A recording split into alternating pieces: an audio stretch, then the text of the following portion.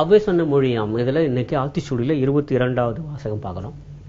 ஒரு நல்ல வாசகம், ஒரு பொருள் பொதிந்த வாசகம், ஒரு ஆழமான ஒரு வாசகம், குறிப்பாக இளைஞர்களுக்கு மிகவும் தேவைப்படுகிற ஒரு வாசகம் தோணுது. இது சற்றே பிரபலமான ஒரு வாசகம் தான். சரி, அது என்ன வாசகம்னு பார்த்துடலாம். பருவத்தே பயிர் செய் அப்படிங்கிறது தான் அந்த வாசகம். பருவத்தே பயிர் செய், இது ஆத்திச்சூடியில் 22வது வாசகம். பருவத்தை பயிற்சிங்கிறது உண்மையிலே ஒரு ஒரு வித்தியாசமான ஒரு வாசகம் தான். அது ஒன்றும் சந்தேகமே இல்லை. அது இளைஞர்களுக்கு தான். என்னென்னா, அது காலம் அறிந்து வினை செய் அப்படின்னு சொல்லுவாங்க. ஏன்னா எந்த நேரத்தில் எது செய்யணுமோ அது சரியாக செய்யுங்க. அதுதான் இந்த பருவத்தே பயிர் செய் அப்படிங்கிறது. இந்த பயிர் செய்தல் அப்படிங்கிறது நமக்கு தெரியும், நேரடியாக வேளாண்மையுடன் தொடர்பு கொண்டது. இது விவசாயத்துடன் தொடர்புக்கூடிய ஒரு வாசகம். இந்த பயிர் செய்தல் அப்படிங்கிறதுல ஒரு ப்ராசஸ். அது பயிர் செய்தல்ங்கிறது அது என்னென்னா, முதல்ல நிலத்தை உழுதல், அப்புறம் விதை விதைத்தல், அப்புறம் களை எடுத்தல், அப்புறம் நீர் பாய்ச்சுதல், எல்லாமே அதில் இருக்குது. சரிங்களா? இப்போ தான் உரமிடுதல்லாம், முன்னெல்லாம் உரமிடுதல்லாம் இல்லை, உரமிடுதல் இருக்கிறது. அப்புறம் அந்த அறுவடை செய்தல், களத்துக்கு கொண்டு போதல், அப்புறம் களத்து மீட்டில் அது ஒரு பயிராக கொண்டு வந்து சேர்தல், எல்லாம் சேர்ந்து ஒரு ப்ராசஸ் பயிர் செய் அப்படிங்கிறது. இது எல்லாத்துக்குமே ஒரு பருவம் இருக்கிறது.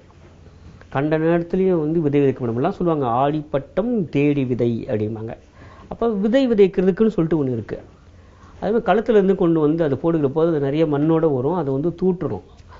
காற்றுள்ள போதே தூற்றிக்கொள் அப்படிம்பாங்க. அந்த காற்று எப்போ வரும் அப்படின்னு பார்த்தீங்கன்னா, காற்று மிக அதிகமாக இருக்கக்கூடிய அந்த பருவத்தில் தூற்றுங்க அப்படின்னு சொன்னாங்க.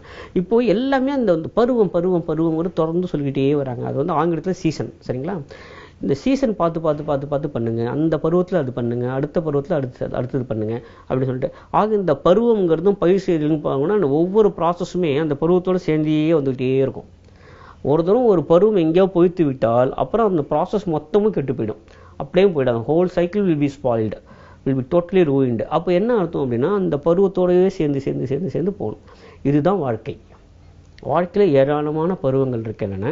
அந்த பருவத்துக்கு வேண்டி அந்தந்த ப்ராசஸில் என்னென்ன வேணுமோ அதை செய்யுங்க. அதுதான் பருவத்தே பயிர் செய் அப்படிங்கிறது. ரொம்ப ஆழமான ஒரு பொருள் தள்ளக்கூடிய ஒரு வாசகம் இது. சரிங்களா?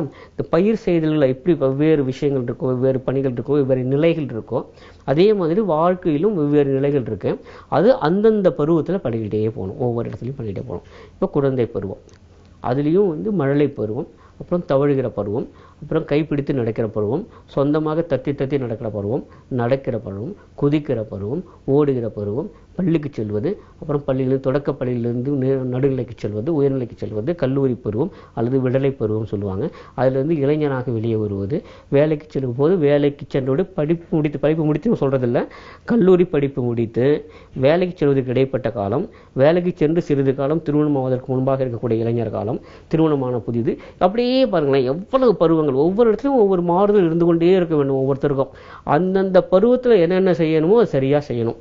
அதுதான் பருவத்தே பயிர் செய். இதில் 2 ஆபத்துகள் இருக்கு.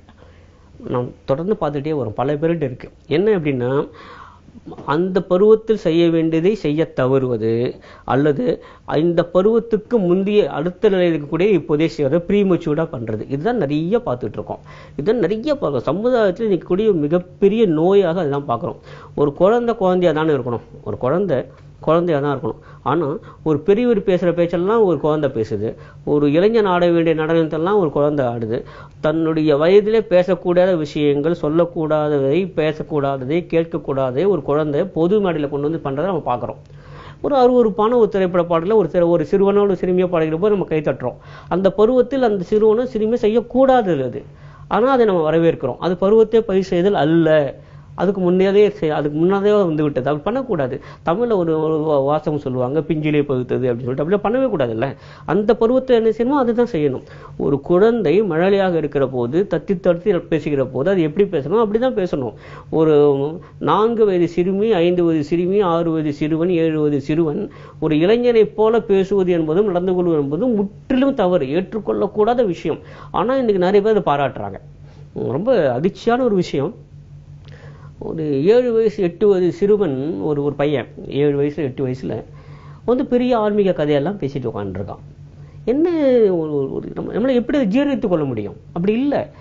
7 வயசு பையனும் 8 வயசு பையனும் எப்படி இருக்கணுமோ அப்படிதான் இருக்கணும். அவன் சின்ன சின்ன பாடல்கள் எடுத்து சொல்லலாம், கதைகள் எடுத்து சொல்லலாம். அதுதான், அது பிறர் எடுத்து சொல்லணும், அவன் பிறருக்கு எடுத்து சொல்றது இல்லை. அப்படிதான் இருக்கணும். ஆனா நம்ம என்ன பண்றோம், ஒரு 8 வயசு பையன் ஒரு மிகப்பெரிய ஆன்மீக கூட்டத்தில் உட்காந்துக்கிட்டு ஆன்மீக கதையை பேசுறான், நம்ம அப்படியே வாய்ப்பிலிருந்து பார்த்துட்டு இருக்கோம். அது பருவத்தை பயிர் செய்வது அல்ல. பருவத்தை மீறி பயிர் செய்தல் அதுவும் தவறு. இந்த பருவத்தை பயிர் செய்வதில் 2மே இருக்கு. பருவத்தை மீறி செய்வதும் தவறு, அந்த பருவத்தில் செய்ய வேண்டியதை செய்யாமல் விடுவதும் தவறு.